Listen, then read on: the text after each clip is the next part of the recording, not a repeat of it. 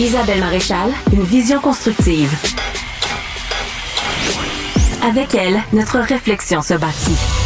Isabelle Maréchal.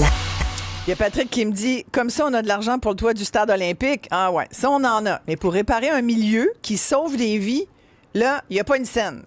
Un autre auditeur qui dit, c'est terrible. Dans d'autres milieux, la santé publique aurait certainement fermé le building, fermé l'édifice. Et là, d'ailleurs, ça me donne l'occasion de rappeler qu'il y a des inspecteurs en bâtiment qui doivent, dans les prochains jours, aller inspecter Maisonneuve-Rosemont.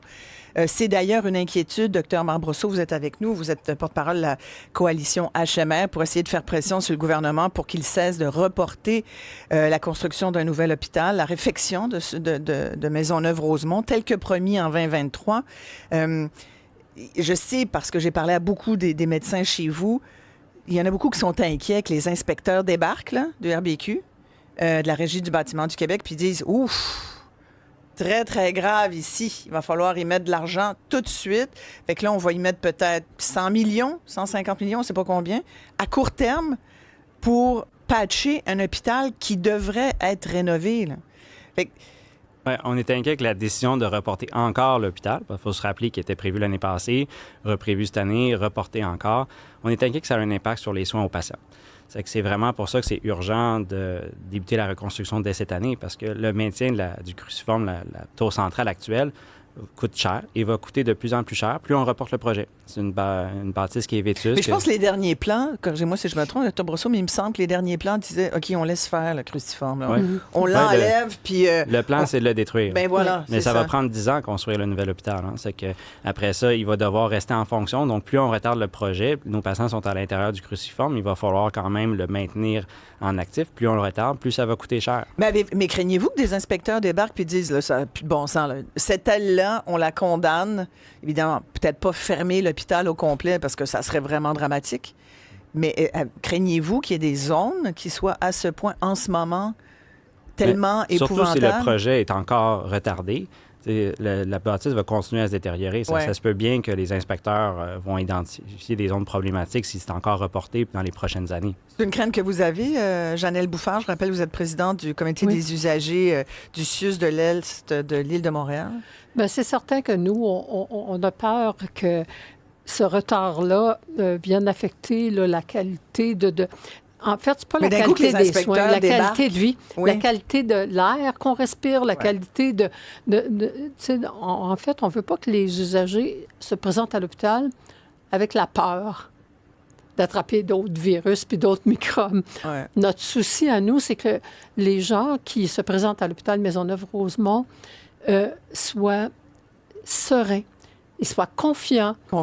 C'est déjà assez dur d'être malade. C'est dur d'être malade. Tu te présentes à l'hôpital généralement dans un état de vulnérabilité extrême. Fait qu'on ne peut pas rajouter cette inquiétude-là parmi toutes les autres inquiétudes que tu vis quand tu es malade. Oui, c'est un message important parce qu'on l'a vu pendant la pandémie, les gens qui ont des problèmes de santé doivent venir à l'hôpital quand même. On ne veut pas envoyer le message de rester à la maison avec des problèmes de santé. Il faut venir en urgence à l'hôpital parce que ça peut affecter la santé si on retarde la venue à l'hôpital. Ça, c'est un message important quand même à dire. Puis votre message aussi, c'est de dire, parce que tout à l'heure, Mme Bouffard disait avec beaucoup de justesse, on n'a pas envie d'aller se faire soigner, mais on n'a pas envie d'aller travailler non plus. Est-ce que vous envoyez des gens là, qui quittent ou en tout cas qui... Mais c'est sûr qu'on souffre de la comparaison avec les autres hôpitaux de santé physique montréalais qui ont pour la plupart tous été rénovés. Comme le CHUM, par exemple. Le CHUM, le CUSUM, Sacré-Cœur, puis aussi même les hôpitaux de la banlieue, l'hôpital Le Gardeur à Repentigny, puis à Laval. Puis je suis content, ces hôpitaux-là avaient besoin d'être rénovés, mais Maisonneuve, qui est encore retardée, souffre de la comparaison. Ça a un impact sur le recrutement. Donc, on voit que les CV qu'on reçoit, le personnel ne vient pas nécessairement, puis la rétention future aussi.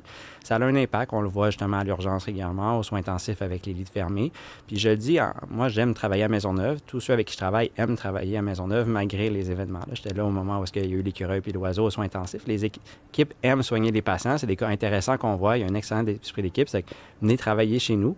Mais c'est sûr que pour garder l'hôpital fonctionne dans le futur, on va souffrir de la comparaison, puis la comparaison va juste augmenter plus on retarde le projet. On ne peut pas retarder le projet davantage. Mais là, des fourmis, ça a des déjà coquerelles, un impact important. Il doit y avoir de la moisissure, l'air. Là, plus le projet est retardé, ouais. plus les problèmes vont s'accumuler. C'est des problèmes du genre, plus on retarde le projet, ça va arriver probablement plus fréquemment. Patrick Cottenet, vous êtes président du comité des usagers de l'hôpital Maisonneuve-Rosemont. Je sais que vous n'êtes vraiment pas content parce que c'est votre hôpital, puis vous y faites soigner. On a beau dire, on ne le prendra pas personnel, mais les gens qui habitent dans l'est de la ville, ils doivent se sentir complètement abandonnés par leur gouvernement. Ben absolument. Puis c'est toujours... on a l'impression que c'est toujours l'Est de Montréal qui doit payer pour cette histoire-là. Et puis, ce que je trouve dommage, c'est que bon, les élus de l'Est de Montréal, quand même, travaillent fort pour avoir quelque chose de respectable. Mais il y a d'autres élus qui s'impliquent un petit peu moins. Puis, je comprends, des fois, il y a les lignes de parti qui fait que ça va être difficile de taper sur la tête du boss. Mais au moins de démontrer à la population que oui, on est sympathique avec la cause. Et puis, en tout cas, je veux pas parler politique, mais je trouve ça dommage que année après année, plusieurs partis politiques ont passé à travers la province, puis ça a toujours été la même chose. On a toujours voulu remettre au calendrier grec les besoins de l'hôpital. On a commencé dans les années 2000, quelque chose comme ça, là, je me souviens plus exactement, mais c'était 800, 900 millions. Là, on est rendu à 5 milliards. Attendre encore 2 ans avec le coût de la vie qui augmente, les matériaux. Et comme le docteur Brosseau puis Mme Bouffard disaient, l'hôpital ne va pas aller en s'améliorant, là. Ça va être toujours de pire en pire. Vous avez tellement raison, tous les trois, c'est qu'on l'a vu avec l'hôpital de Verdun. On va finir par penser que les pauvres au Québec, c'est-à-dire dans les coins, Verdun, là, moi j'habite dans l'arrondissement de Verdun, puis je peux vous dire que l'hôpital de Verdun, j'y suis allée assez souvent pour savoir que je ne veux pas aller là. Et là, ils sont en train de le rénover finalement, mais ça a pris du temps. Encore là, c'est un coin qui était assez défavorisé. Moins maintenant, parce qu'il y a de la gentrification, de l'embourgeoisement, mais c'est encore l'enjeu. Et comme l'est de la ville, encore des gens un peu plus démunis, plus vulnérables.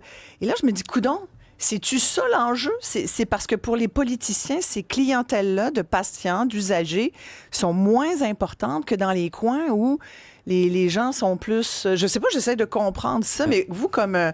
Cottenet, vous, comme usager de HMR, est-ce que... Je sais que vous voulez pas parler politique. Personne ne veut parler politique, sauf que c'est politique. Fait que je vous l'annonce, là. Mais c'est politique. Je pense que les gens réalisent depuis 3 semaines, c'est que Maisonneuve traite une population qui est plus malade. Vraiment, quand on regarde l'espérance de vie à Montréal, elle est plus basse dans l'est de Montréal, mais aussi traite une population très malade des régions environnantes puis de tout le Québec. C'est pour ça je pense qu'on obtient de plus en plus l'appui de tous les Québécois, comme la Chambre de commerce le dit. On est sous le standard minimal qu'un hôpital québécois devrait être. Puis moi, j'ai des amis de la famille partout au Québec qui m'appellent, qui me disent « lâche pas ». Puis on les voit, les patients, ils viennent pour l'expertise de Maisonneuve en lymphome leucémie, il y a la greffe rénale, on a eu fait la première greffe de visage. Les gens de partout au Québec viennent. C'est pas acceptable pour un hôpital québécois d'être dans cet état-là. Il faut vraiment qu'il soit mis au plan québécois des infrastructures pour être rénové dès cette année. Il y a plein de gens là, qui m'écrivent « Oui, M. Cottenet, allez-y » pendant que je lis les textos de nos auditeurs. Je vais juste le répéter, d'autant plus que les plans qu'on avait vus il n'y a pas si longtemps, là, il y a peut-être 2-3 ans, où que c'était des plans finaux, tout était accepté, tout était bien, ça rentrait dans la fourchette budgétaire, et puis finalement, non, on va continuer les évaluations. C'est ça qui est décourageant dans le fond. C'est que on fait toujours des évaluations, on vient avec des plans, puis imaginez-vous les gens qui travaillent pour monter les plans pour que ça aille avec qu'est-ce que le gouvernement demande, puis qu'on arrive, puis non, en fin de compte, on a changé d'idée, refaites autre chose. Il y a excessivement Daniel de Granby qui écrit « Incompétence crasse pour laisser se détériorer un bâtiment de la sorte ». Effectivement, puis ça a un impact de retarder le projet parce que le budget est fixe, il faut que la population le sache. Plus on retarde l'hôpital, il n'y a pas plus d'argent pour construire l'hôpital, puis on sait que les coûts de construction augmentent. C'est comme il va falloir couper des parties de l'hôpital. Vous avez vu, je parlais de Verdun. Verdun, finalement, on a tellement bretté, ça va coûter 2,5 fois le prix. Ça a un impact. Puis en termes de population qu'on couvre, Maisonneuve couvre 27 % de la population montréalaise avec à peu près 17 % des lits. C'est déjà un débalancement. Puis la population augmente dans l'Est. Les tours de condos se construisent, la population augmente. Et elle vieillit aussi. Elle vieillit. Puis là, les problèmes s'ajoutent avec une population vieillissante. Là. Le parc de lits montréalais, à ma connaissance, ce qu'on me dit, c'est qu'il n'y a aucun ajout de lits d'hôpitaux physiques depuis 1995. J'avais 9 ans. Depuis 1995? C'est ce qu'on me dit. Il faut vraiment suivre la population qui augmente à Montréal, puis la population augmente, devient plus malade. Ça va prendre un ajout de lits hospitaliers, ce qui est prévu dans le projet actuel de reconstruction de l'hôpital Maisonneuve-Rosemont, mais il ne faut pas le retarder, sinon on ne suivra pas les besoins de la population. Bon, on termine avec votre message au ministre de la Santé, Dr. Brosseau. Dans le fond, la reconstruction est urgente. Il faut agir en conséquence. Une urgence, il faut agir maintenant. Il faut que le projet soit mis au plan québécois des infrastructures pour être capable de le débuter dès cette année. Vous êtes pneumologue, pneumologue intensiviste. On n'est plus capable de respirer, là. Il faut. C'est une belle formulation. C'est comme si le patient manquait d'air. Le patient manque d'air. Monsieur Cottenet, votre message au ministre de la Santé. Je laisse faire Mme Biron parce que elle est en train de faire des bouts de... Des mariages. Oui, c'est ça. Elle est en train de jouer avec des ficelles en ce moment. Fait qu'on va la laisser occuper avec ses ficelles. Parlons au ministre Christian Dubé. Moi, le respect des usagers de l'Est de Montréal, tout simplement. Avoir le respect des usagers, c'est aussi simple que ça. Qui sont des électeurs aussi. Oui, merci aussi, beaucoup. Mais merci. Peut-être des électeurs moins importants pour le gouvernement. Terrible. Madame Bouffard. Ben, j'avais le même mot, respect, puis la considération. Alors, nous sommes des citoyennes à part entière. On mérite autant que tout le monde. Complètement, complètement. Merci à tous les trois. Puis, je ne veux pas être fatigante avec ça, mais tu sais, c'est parce qu'on n'arrête pas de nous dire il n'y a pas d'argent, il n'y a pas d'argent. Vous disiez Nordvolt tout à l'heure. Je rappelle, puis là, on va parler de hockey tout à l'heure. Mais tu sais, on a toujours bien donné un peu d'argent aux Kings pour qu'ils viennent à Québec. Puis là, on nous dit, moi, c'est pas la même chose. Bien, c'est le même argent. À un moment donné, c'est dans la gestion des priorités.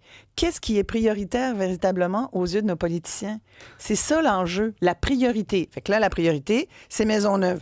Et il faut parler de la manif à midi, absolument, avant de se laisser, Dr. Brosseau. C'est notre message que rénover Maisonneuve, c'est la priorité. Puis on vous invite à une manifestation sur le terrain de l'hôpital avec les gens de la coalition qui regroupent, on le rappelle, les usagers, les employés, les médecins, la communauté des affaires, les syndicats. Puis c'est appelé à s'élargir parce que c'est un enjeu qui est prioritaire, qui est urgent. Il faut vraiment agir maintenant. C'est un appel à l'aide au gouvernement de sauver l'hôpital. Donc, c'est midi. Oui. Ce midi. Ce midi sur le terrain de l'hôpital. À l'hôpital Maisonneuve-Rosemont. Tout le monde est invité? Oui. Alors, Madame Bouffard, j'espère que vous n'avez pas de CA. Il va falloir y aller. Et Monsieur Cottenet aussi. Puis on est derrière vous, bien sûr, parce que c'est important pour tous les Montréalais, mais plus largement pour tous les Québécois. Merci à tous les trois de vous être déplacés. Merci bien. Merci de l'invitation.